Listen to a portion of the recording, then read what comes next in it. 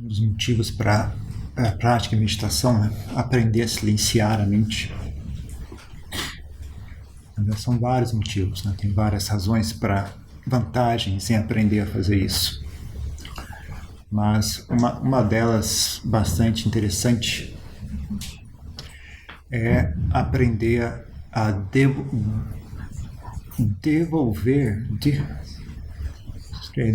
reintegrar a mente, né? Reintegrar a mente.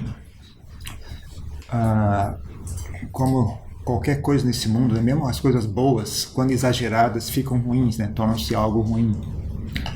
Então, por exemplo, o pensamento é muito bom, muito útil. Ser hábil em pensar, em raciocinar, é bom. Mas tem um custo, né? E o pensamento hiperdesenvolvido deixa a mente desbalanceada, deixa a mente desequilibrada. O que acontece é, ele fica tão bom, tão hábil, tão rápido, tão automático, que a mente fica presa ali dentro, né? A pessoa começa a existir em termos de pensamentos, única e exclusivamente. Não sabe existir fora dos pensamentos. Aí começa a surgir esse negócio de subconsciente. A pessoa tem um lado de si que é consciente, né, que é os pensamentos, e um pouquinho de nada de emoções. E tem um outro lado que a pessoa não tem menor acesso, não tem ideia, fica trancado, isolado, né?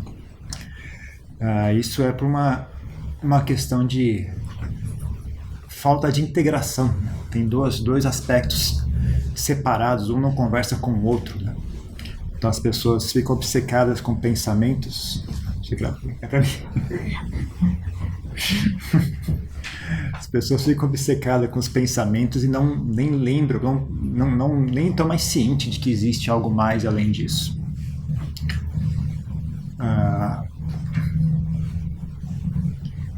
Apesar de estar bem ali, estar bem na cara das pessoas, elas nem sabem que está ali, elas nem têm ideia de como é que faz para olhar para isso, para fazer contato com isso. Então, ensinar a mente, né, talvez um dos insights mais interessantes de aprender a praticar a meditação de maneira correta, né, é você ver a mente silenciosa, mas ainda presente, continua existindo. Antes de eu virar monge, tinha essas dúvidas, assim, meio metido a filosofar, né? Falei, quem sou eu? Esse pensamento, o mais perto que eu consegui chegar, né, pensando, raciocinando, esses pensamentos sou eu, né? Eu sou esses pensamentos, né? A ideia de que eu sou o corpo, tal, até consegui entender, né? Não é exatamente. Então, se eu não sou esse corpo, então o que é que sou eu? Bom, deve ser esses pensamentos. Então, se eu deixar de pensar, eu deixo de existir. Até quando eu comecei a praticar meditação, ainda era leigo ainda. A primeira vez que eu consegui pacificar a mente, fazer silêncio, né? Durou apenas alguns segundos, né? A mente para, e sente aquele alívio, aquela sensação de paz, mas logo em seguida veio uma ansiedade, assim, eu preciso pensar, se eu não pensar, alguma coisa ruim vai acontecer, né? Como se fosse aquela... Antigamente, quando era criança, teve uma história fizeram um filme até, né? Um filme desse sessão da tarde. Um menino que tinha uma doença imunológica e tinha que viver dentro da bolha, né? Aí quando ele se curou, tentaram tirar ele da bolha, ele não queria sair de jeito nenhum, né? Que aquilo é o que ele conhecia, né? Ele só conhecia aquela bolha de plástico, né? E quando tentaram tirar ele entrou em pânico, né? Não queria sair em hipótese alguma. Então as pessoas também são assim, né? A gente acostuma a existir em termos de pensamento, né? Você nem está ciente de que mesmo sem pensamento a mente existe. Nós continuamos existindo, né? E tem muitas coisas importantes ali dentro, né? Por baixo da camada dos pensamentos tem muitas realidades importantes e relevantes, né? Que influenciam nossa existência de maneira profunda, né?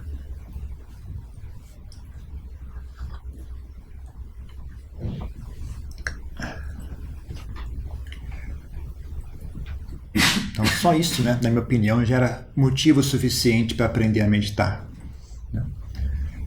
Então, mas, na verdade, essa mente silenciosa ela tem muitas capacidades também, não é só a questão de ter acesso às partes mais sutis, né, de si mesmo, né, da sua psique. Mas também ela é muito útil, né? Ela faz coisas interessantes, né? Então é um desperdício, né, não ter contato com isso, não ter conhecimento disso, né? Tem muitas habilidades dentro de nós que estão sendo inutilizadas, né? Estão sendo jogadas fora.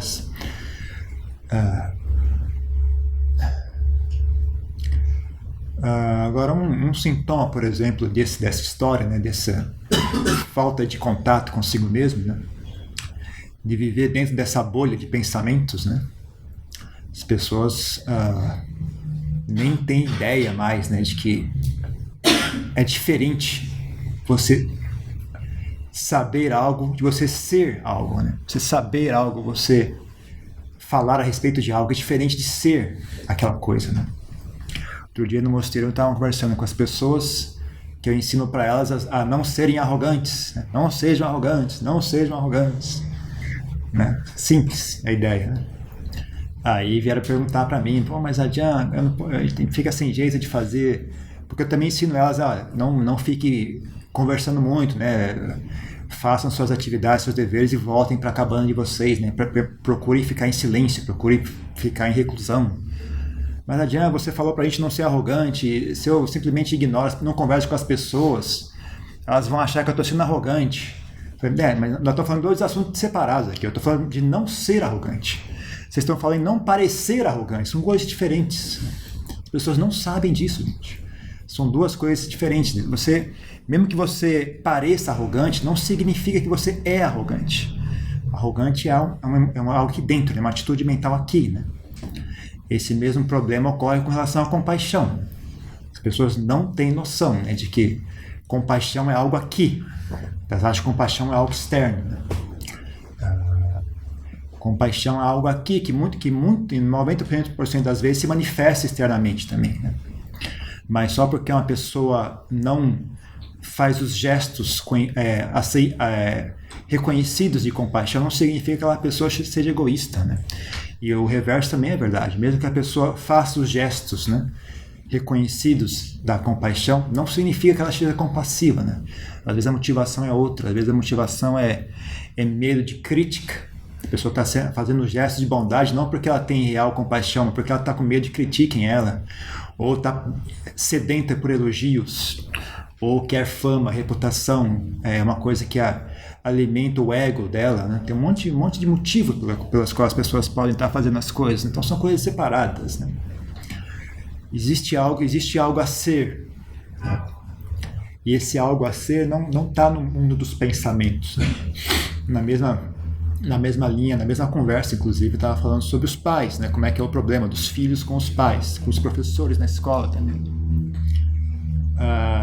Os adultos entendem que ensinar crianças é dizer a elas o que fazer. Ninguém para pensar ensinar a criança significa ser algo, ou seja, ser o ensinamento, não em dizer a ela qual é o correto. Ser correto tem um certo valor, mas ninguém nem pensa nisso, né? As pessoas simplesmente ensinar é dizer para os outros o que fazer. É uma coisa que ocorre através de linguagem. Ninguém pensa, né, em dar o exemplo, né, em ser aquilo que ela está falando. E quando é assim, a educação não funciona. Não funciona de verdade, não é por surpresa, né? Tanta dificuldade hoje em dia em ensinar as crianças. As pessoas nem... as crianças não são tão burras assim, elas sabem que você está falando da boca para fora, né? Quando você obriga, tenta ensinar a criança só dizendo para ela o que fazer, sendo que você não é uma manifestação daquele ensinamento, né? O que acontece é a criança se vê num dilema, né? Ou eu sigo a minha inteligência, né, que sabe que essa pessoa não é tudo isso que ela está falando, ou eu sacrifico isso, né, e sigo as instruções, né? Então ela se sente agredida, né? Quando a gente ensina a criança dessa forma, a sensação dela que ela tem, mesmo que esteja falando esteja correto, mesmo que você está falando para ela, olha, coma comida saudável, mas você não come comida saudável, você não vive uma vida saudável. Aí a sensação que ela está é que essa pessoa está me enganando, essa pessoa está, sabe, é agressivo para ela, é como se a pessoa estivesse agredindo, obrigando ela a seguir ordens, né? Não é um ensinamento, mas são apenas ordens, né? Coma comida saudável, porque eu estou mandando você comer. Não porque, sabe, tem algo de valor ali. Se tivesse algo de valor, por que você não faz? Se é valoroso mesmo, por que você não faz? Então, você diz para as crianças não mentirem, serem honestas, serem isso, serem aquilo, mas os adultos mesmo não são, né? Não são dignos de respeito, não inspiram respeito, não inspiram confiança, não inspiram respeito, não inspiram admiração. Então, os ensinamentos são dados apenas como ordens, como palavras, né? Aí não é à toa que as crianças se rebelam, porque elas sentem que é como se fosse uma lavagem cerebral, né? Porque ela tem inteligência também, ela sabe que aquilo é mentira, ela sabe que aquilo é só uma coisa falada de maneira superficial, né? Então, para ela aceitar aquele ensinamento, ela tem que sacrificar a própria inteligência dela, sabe? E isso machuca, né? Então não é à toa que as crianças se revoltam, né? se recusam, sentem tanto desdém pelos mais velhos, né? Tanto rancor e desdém. Então, difícil, né? Fazer. Agora, se as pessoas fizessem de maneira correta, se as pessoas fossem os ensinamentos que elas passam, né? Não seria tão difícil, na verdade. Não teria nem muito que falar muito, sabe? Mesmo sem falar muito, as coisas caminhavam, né? Através do exemplo, através da presença, através do comportamento, né? Muitas dessas coisas iam ser transmitidas, né? E assim por diante, né? Então tudo nessa vida tem um pouco também, né, desse mecanismo, né? Agora, uma pessoa conseguir integrar esses dois aspectos, né, ela fica com uma existência turbinada, né? Fica uma existência turbinada, funciona. Porque o cérebro é muito bom, o cérebro escolhe as coisas, né? Ele consegue identificar, analisar, ele consegue projetar, que é uma capacidade muito interessante, né? Olhar a situação, projetar diferentes resultados. Se eu fizer isso, vai acontecer aquilo. Se eu fizer isso, vai acontecer isso. Agora, se eu fizer aquele outro, acontece aquela outra coisa. Então, ela escolhe, projeta. Isso economiza tempo também, né? Você não precisa passar por todas as experiências. Você pode sentar, olhar e imaginar o que é que vai acontecer se eu fizer isso, né? Agora, com essa capacidade, né? Se o pensamento e o coração tivesse integrado, os dois conversassem, não fosse um isolado do outro, né? A capacidade de fazer as coisas é simplesmente fantástica, né? A capacidade de realizar coisas é absurda, né? A capacidade de fazer coisas difíceis, coisas sutis, coisas que requerem atenção, que requerem paciência, requerem destreza, né? Falar com as pessoas, né? Manipular, construir situações, né? Porque, como eu falei, né, se você é o que você diz, né, as pessoas sentem confiança em você, né? É fácil trabalhar em grupo, né? Se a pessoa que está liderando é uma encarnação, né, dos princípios que ela quer transmitir para aquelas pessoas, né? As pessoas se sentem confiantes, se sentem tranquilas, elas, né? É que nem uma pessoa que, sei lá, uma pessoa que não tem experiência com alguma profissão, né? Ela só leu a respeito, por mais que ela saiba a teoria, ela não passa confiança, né, na hora de fazer a coisa. Então, você pega um motorista, por mais que ele tenha lido tudo, né, na hora de dirigir, você não sente confiança. Então, existe, né, um aspecto da mente que percebe as pessoas, não só através das palavras, né? Existe uma sensibilidade das pessoas uma para com as outras, né? A gente percebe com quem está perto de nós, né? Ainda mais se a gente treinar a mente a fazer silêncio, né? Se treinar a mente a fazer silêncio, se conseguir reconectar com esse nível mais sutil da mente, essa sensibilidade fica ainda mais aguçada, né? Sua capacidade de perceber as pessoas ao seu redor em silêncio, né? Sem falar nada, de maneira intuitiva, aumenta bastante, né? E isso aumenta a sua capacidade de trabalhar, né? De interagir de maneira saudável, de tomar decisões, de reagir, né? Saber a hora certa de falar as coisas, saber como falar, né? Conforme você fala, você vai sentindo se a pessoa está reagindo bem ou mal àquilo que você está dizendo. Você queria dar um conselho, mas quando você começa a falar, a pessoa começa a reagir mal, você sente aquilo. Você para, bom, agora não é hora de dar conselho, deixa para mais tarde. E assim por diante, né? Então, seria bom, né, se as pessoas conseguissem reconectar, né, a mente discursiva com a mente silenciosa. Destrancassem a porta do sótão, né, onde está jogada a mente silenciosa, está, né, ali abandonada, jogada, esmagada lá dentro no escuro, né? Começar a abrir a porta, começar a abrir a janela, deixar ela respirar um pouco, deixar ela vir à tona, dar espaço para ela se manifestar, para ela esticar um pouco as pernas, né? Que atualmente ela está totalmente atrofiada, né? E as pessoas o tempo todo se agredindo com barulho, com ideias, com frases, com música, com imagens, com pensamentos, com memórias, com planos, com textos, frases, conversa. Ninguém para quieto mais, né? A pessoa simplesmente não dá espaço, né, para a mente fazer silêncio. E aí vai atrofiando a mente silenciosa, né? O aspecto mental que é silencioso vai atrofiando. Chega um ponto que é isso, que hoje em dia vocês são, né? Que a gente não tem nem sabe que existe mais isso. Nem lembra mais, nunca nem tem ideia de que tal coisa existe, né? A maioria das pessoas provavelmente eu aposto que não acreditam que é possivelmente fazer silêncio.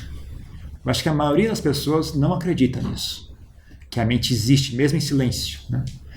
O que é uma bobagem, você parar um pouquinho só para pensar na sua experiência de vida, você vê que é óbvio que ela consegue, né? Só pensar, por exemplo, em dirigir um automóvel, vocês conseguem parar o carro sem pensar em parar o carro. É silencioso, não precisa dizer a frase, eu agora vou pisar no freio. É silencioso e funciona. Consegue virar à direita e à esquerda sem dizer a frase, agora virarei à direita. É silencioso, a mente funciona, mesmo em silêncio, né? Por exemplo, vocês conseguem abrir e fechar a mão assim? Não. Vocês precisam pensar, agora eu vou abrir a mão, agora eu vou fechar a mão. Consegue fazer isso em silêncio, né? Sem pensar nada. A mente existe em silêncio, ela consegue agir, ela consegue tomar decisões. Ela existe, ela está ali o tempo todo, gente. É só... Não, a ideia de subconsciente é uma admissão de incompetência nossa. Né? É que nem uma pessoa que, sei lá, não consegue dobrar o joelho, acha dizer que os dedos do pé são inatingíveis. Os dedos do pé não é inatingível, eles estão bem ali. É você que não consegue dobrar o joelho. Tem nada a ver uma coisa com a outra, né? É mais uma característica sua. Não é que existe uma área inatingível dos seus pés, né? É você que não consegue chegar até ali. Isso é na verdade uma falta de... É uma aberração. Isso não era para ser assim.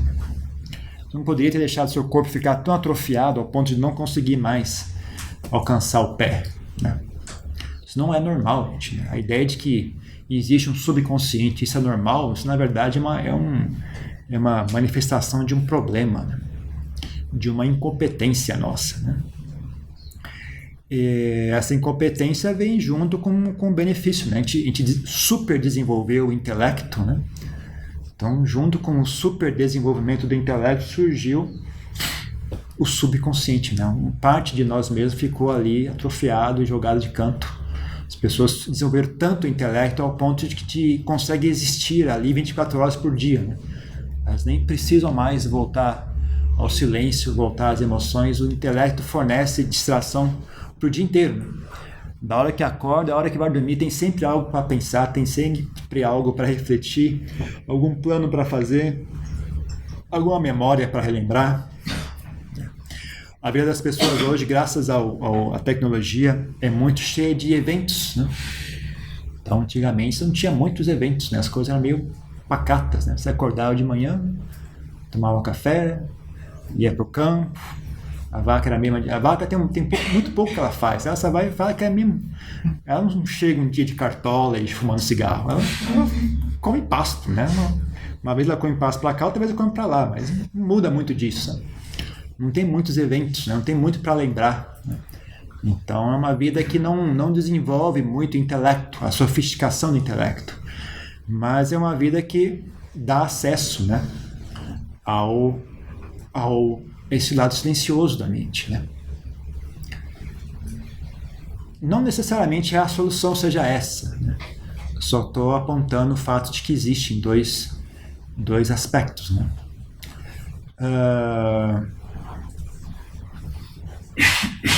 Então, né, por exemplo, na época do Buda, a preocupação dele era ensinar as pessoas a desenvolver o intelecto, né? Treinava os monges, treinava os discípulos leigos a pensar, fazia eles memorizar textos, né? Fazia eles, como não tinha muita escrita ainda, né? Mas fazia eles memorizar texto, fazia eles treinar, raciocinar, pensar, né? Desenvolver pensamentos complexos, né? Tinha uma tradição de debates, por exemplo, né? Treinava o discípulo a debater, conversar, analisar, né? Mas já hoje em dia o problema é reverso, né? Precisa treinar as pessoas a parar de ficar analisando, pensando, refletindo, ensinar as pessoas a fazer silêncio na mente, né? Ambos são necessários. As pessoas precisam ter um mínimo de capacidade de manipulação, né, de conceitos, né? Como também precisam fazer contato com esses níveis mais sutis da mente, né? Principalmente para quem vai praticar o caminho para a libertação, né? O caminho para Nirvana. Não dá. Nirvana não é uma ideia. Não é uma ideia que surge na sua mente, agora entendi, eu estou iluminado. Não é assim que funciona. E da mesma forma, né, difícil imaginar uma pessoa conseguir alcançar a libertação sem estar munido, né, da destreza intelectual, né? Ser capaz de pensar, refletir, analisar o que eu estou fazendo agora, isso aqui é útil ou não? É assim que eu devo caminhar, assim ou não? Né? Você tem que ter uma capacidade mínima de raciocínio, né, para você poder guiar a sua prática, né? Como a prática é um fenômeno interno, um fenômeno pessoal, não é um Deus que te dá a iluminação, não é um mestre, um guru que te manda a iluminação, é uma prática pessoal sua, você tem que trilhar o seu caminho. Então a capacidade de pensar e raciocinar, analisar o que é que eu estou fazendo, isso está certo ou errado, isso está indo para o lugar certo, isso está de acordo com o que o Buda ensinou, tem que ser capaz de estudar esses ensinamentos, lembrar deles, analisar o que é que significa isso, né? E conseguir comparar com a sua experiência e ver se está correto ou não, né? Então, um mínimo de capacidade intelectual é necessário, né? Mas nossa doença hoje não é essa. Nossa doença hoje é falta falta do outro lado, né? A gente não tem nenhuma experiência de vida que nutra, né, a mente silenciosa, que exija que a gente faça silêncio, né? E toda a tecnologia que a gente desenvolve é para estimular mais ainda, né, o pensamento discursivo. Então isso é um problema, né? Então seria bom que as pessoas fizessem um esforço, né, para pesquisar um pouco mais sobre isso, né? Mesmo porque seria muito benéfico para elas, né? Eu acho que a qualidade de vida das pessoas melhoraria muito, né? Apesar de que eu não sou particularmente muito preocupado em melhorar a qualidade de vida das pessoas por si mesmo, né? Porque do meu ponto de vista, mesmo quando você melhora a qualidade de vida das pessoas, né, elas pegam aquela boa qualidade de vida e fazem meleca de novo. Então elas pegam aquilo para ganhar dinheiro, para consumir mais sensualidade, para consumir mais vaidade, para ficar mais famoso, para ficar mais isso, mais aquilo. Pouca gente que melhora de vida e faz algo útil com aquilo, né? Mas para quem trilha o caminho, né, de libertação, melhorar a qualidade de vida é importante, né, para você poder ter uma mente mais afiada, uma mente mais capaz, uma mente mais competente, né? Porque não é difícil, o problema é que as pessoas são fracas, né? Praticar meditação não é difícil, as pessoas é que são muito fracas. Na verdade é muito simples, né? E talvez seja esse mesmo, realmente esse o problema, né? É tão simples que ela existe num âmbito que as pessoas não conhecem mais. As pessoas só conhecem o mundo das complicações, né? As pessoas só conseguem perceber as coisas grosseiras da vida, né? As coisas sutis passam por baixo. As pessoas vivem só na superfície, né? Então, difícil praticar meditação de forma relevante, né, se as pessoas não têm acesso, né, ao âmbito no qual de fato ocorre a meditação, né? onde é que a mente realmente se pacifica, né? Onde fica isso, né? Não é nos pensamentos. Os pensamentos não são aonde a mente se pacifica, né? E apesar de que eles podem ser uma porta de entrada para pacificar a mente, né? Mas isso só funciona caso os pensamentos e esse âmbito mais interior da mente estivessem conectados. Mas infelizmente não estão, né? Você pode pensar o que você quiser, não tem efeito, né? Que eu digo para as pessoas não pensam de maneira relevante. As pessoas são capazes de pensar de maneira clara, elas pensam de maneira clara, mas o que elas pensam não é relevante, não importa o que você pensa, não tem efeito, né? Então você pensa, seria bom se eu fizesse aquilo, mas não consegue fazer, né? Seria bom se eu parasse de beber, mas não consegue parar, né? Não tem efeito, né? O pensamento não atinge o coração. Então os dois estão isolados um do outro, né? Então o que eu digo, as pessoas não pensam de maneira relevante. Os pensamentos delas não importam, não tem valor.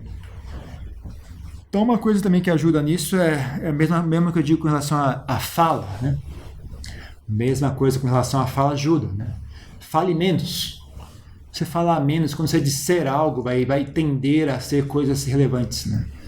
Se você acha que as pessoas não levam você a sério, começa a falar menos, né? Quando você falar alguma coisa, as pessoas tendem a prestar mais atenção, né? Nem que seja só pela surpresa, falar, pô, esse cara tá sempre calado, ele tá falando algo, o que será que ele tá falando?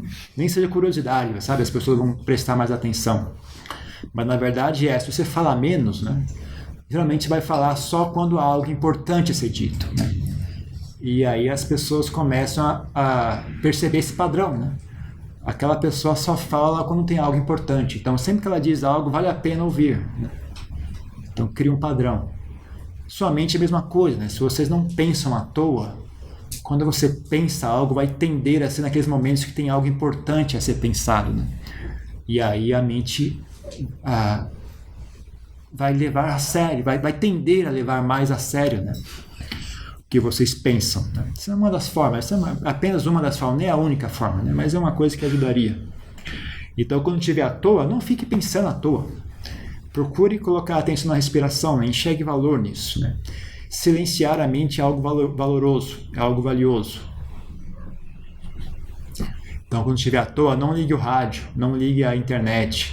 Sente em silêncio, procure colocar atenção na respiração, relaxar, ensine a mente a relaxar. Ensine a mente a se sentir segura o suficiente para relaxar. Ensine ela a perder o medo de estar presente. Perder o medo do aqui e agora, né? Ensine isso. Ensine aos pouquinhos, vai aos pouquinhos mostrando para ela, olha, tá vendo? Pode confiar, não tem problema. Não vai acontecer nada, pode relaxar, relaxe. Foca na respiração, não tenha medo, né? Treine isso, vai ensinar aos poucos a mente a fazer, sempre que possível. Não precisa sentar em meditação formal, né? Qualquer momento que tiver um tempinho, né, tiver um intervalinho, foca na respiração, tenta relaxar, tenta desligar os pensamentos. Ensine a mente a fazer silêncio, isso vai ser muito útil, de várias formas, de maneira profunda. De tantas maneiras que eu não tenho nem como dizer isso na palestra, né? Eu só abordei um aspecto, mas na verdade é muito mais fundo do que isso, né? E mesmo esse aspecto que eu falei, muito superficialmente, né? Teria muito mais a se dizer a respeito disso, mas eu não vou dizer porque aí volta para o problema anterior, né? Vocês vão achar que entenderam. E o que eu estou falando não é algo a ser entendido, é algo que vocês têm que ver por si mesmo, né? Se eu explicar demais isso aqui, vocês vão achar que entenderam e vão ficar satisfeitos com isso. E não é esse o assunto. Então, para que vocês tenham uma chance maior de entender o que eu estou dizendo, eu vou parar de falar agora. Deixar vocês curiosos para saber do que diabo que esse cara está falando, né? Aí vocês vão lá e praticam e tentam descobrir.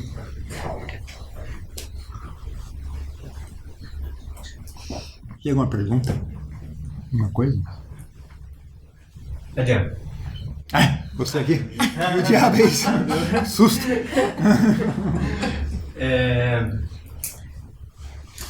Para se ordenar um monge, né? Uma das restrições que o Buda colocou é ter a permissão dos pais, né? Eu queria que o senhor explicasse um pouquinho, falasse um pouco disso, por quê, né?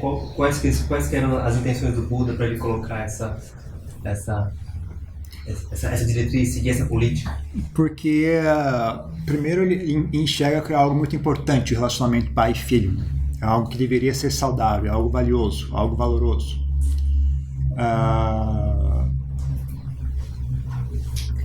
Uma das qualidades de uma mente sábia, né, é ter gratidão, ter reconhecimento, sabe? Gratidão, reconhecimento, respeito, são qualidades nobres da mente, né? Então a mente saudável tem certas qualidades, né? Então se a pessoa não tem respeito, gratidão pelos pais, né? Então é um mau sinal, né? Provavelmente tem algo errado acontecendo ali. Então é até uma forma assim de filtrar quem é que vai virar monge, sabe? Vamos ver se a pessoa não tem respeito pelos pais, não tem, sabe, tem uma relação muito doentia com os pais não te respeitam, também é um mau sinal, sabe? Significa que você não é tão bom assim, né? Geralmente, se você é uma pessoa de mente nobre, de mente saudável, né? Mesmo seus pais teriam um pouco de confiança e respeito por você, né?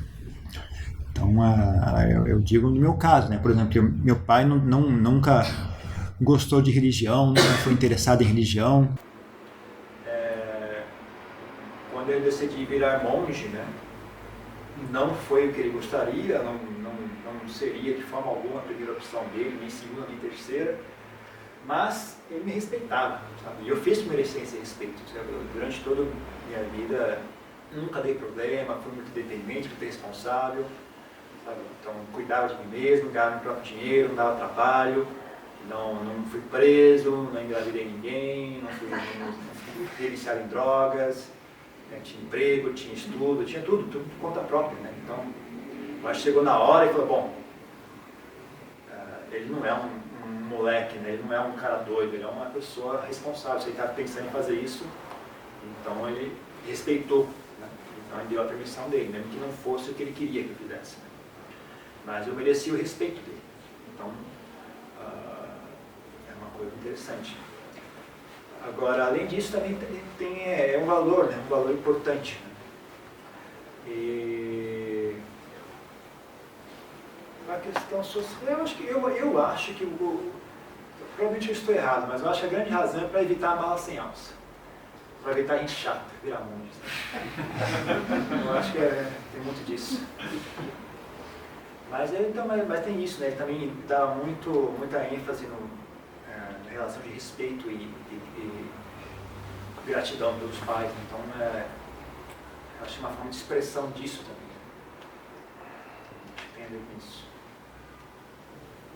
Agora, tem um caso, né, do Ajahn Chah, por exemplo, que tinha, aliás, até esse monge continua até hoje, não vou falar quem era, porque eu não sei se essa história é pública ou não.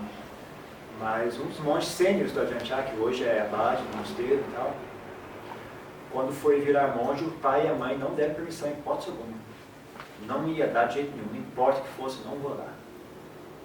Aí eles vieram até a Tailândia naquela época, né? Aí o Ajahn Chah perguntou para ele, olha, tudo bem, mas uma coisa, ele virar monge, não é melhor do que ele virar um viciado em drogas e virar um ladrão, virar uma coisa ruim assim? O pai dele falou, não, prefiro que ele fique viciado em drogas, que ele vire um larápio, uma pessoa desonesta, do que vire monge. Tá bom, pode virar monge. Porque se o seu pai age dessa forma, ele não conta mais como seu pai, sabe? Perdeu o direito de pai. Então ele deu permissão para o monge virar monge, para essa pessoa virar monge, mesmo sem autorização do pai, nesse caso. Porque ele achou que foi tão baixa que a sua autorização perdeu a validade. Então tem casos assim também, né? Isso existe.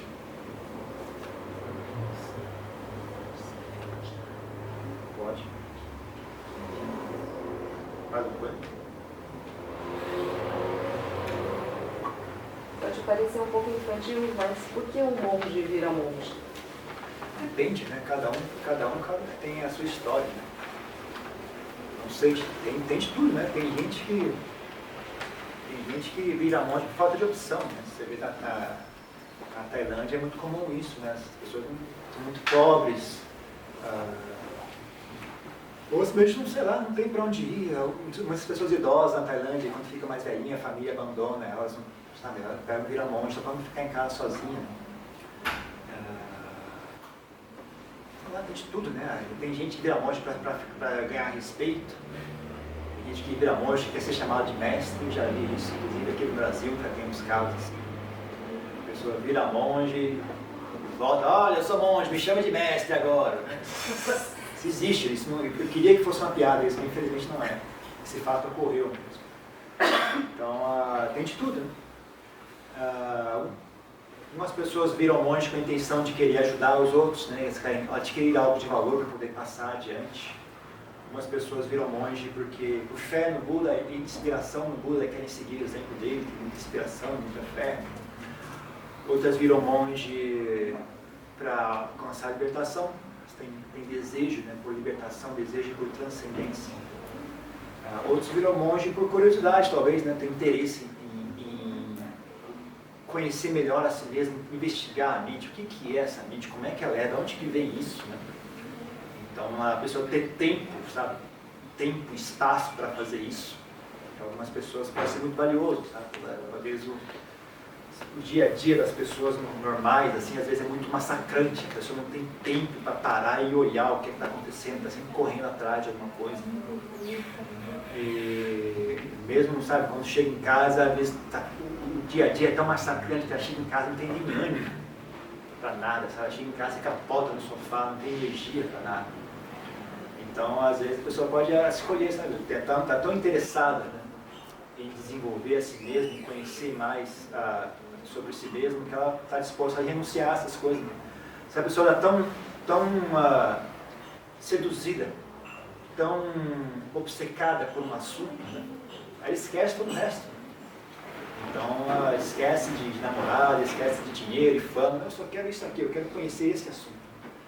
Então, às vezes também existe isso. Então, cada pessoa é diferente, né? Não sei também. Tem que perguntar para cada um que virou monge qual é o caso dessa pessoa. Mais uma coisa? Tem uma dificuldade de entender a diferença entre a disciplina como algo não massacrante e as obrigações, assim, como que é o que você falou, essa distância entre eu saber o que é correto fazer e não conseguir fazer. Às vezes eu tenho que suprimir algum desejo que é humano, de ficar deitado, de fazer algo que eu sei que não é bom para mim. Como a gente evitar a autossabotagem, não de uma forma que seja sofrida, né? Tem esse medo de sofrer por conta de uma disciplina muito árdua.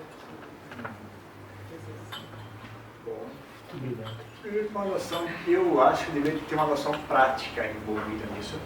O erro aí, eu acho, é pensar em valores absolutos. Assim, existe a disciplina, nada mais é do que uma ferramenta, é uma capacidade da sua mente. Né? Ser disciplinado não é um dever. Ser disciplinado é um mérito, né, que é uma ferramenta a se utilizar de maneira equilibrada. Então, se você não fizer disciplina de maneira equilibrada, ela vira uma opressão. Agora, se não tem disciplina alguma, você também está oprimida pelos seus impulsos. Então, é um ponto médio, sabe? Para a esquerda, você tem a escravidão dos impulsos. Para a direita, você tem a escravidão das regras, né? Regras, obcecado com regras e passar a existir através de regras. Sabe? Então, é uma maneira também miserável de existir. Né?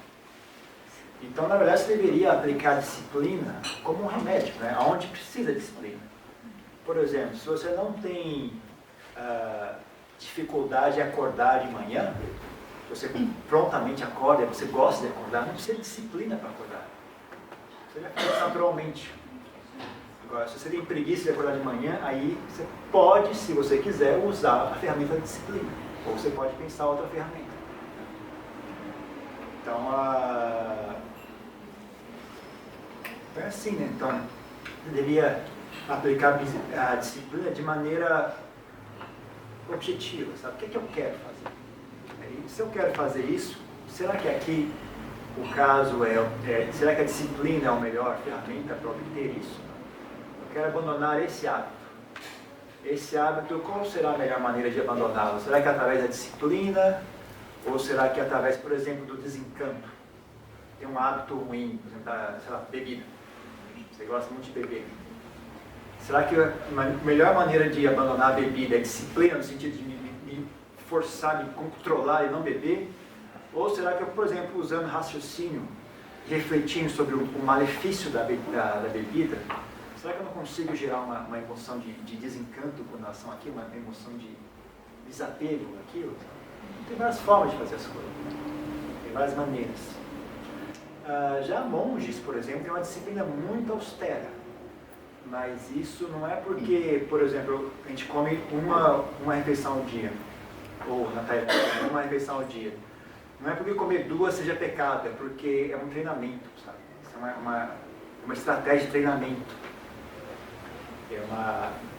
Basicamente, né, o treinamento monástico é cheio de regras, de disciplina, com o propósito de fazer a sua vida virar um inferno.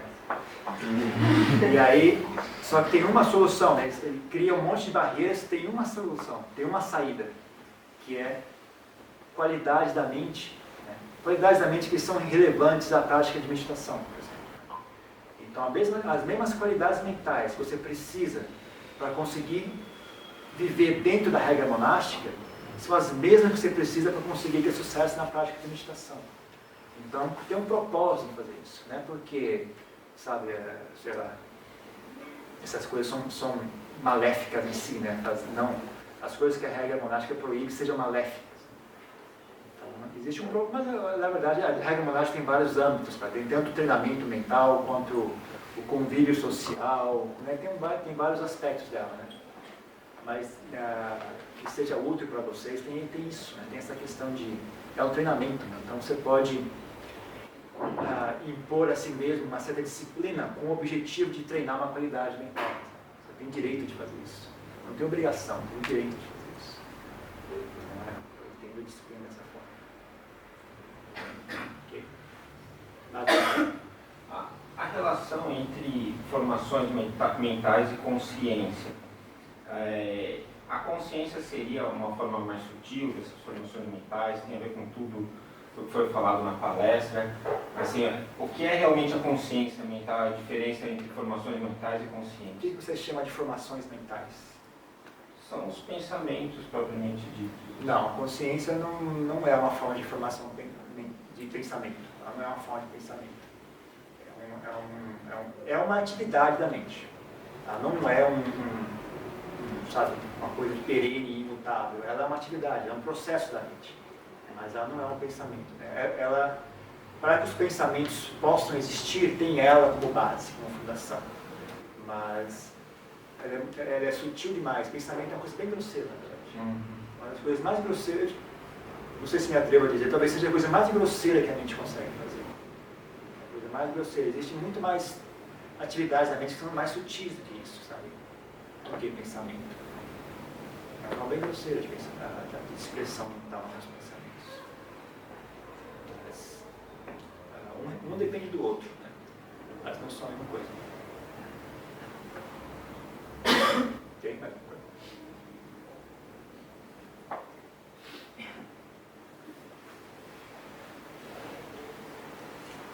Não? É só isso. Boa sorte, boa tarde. Só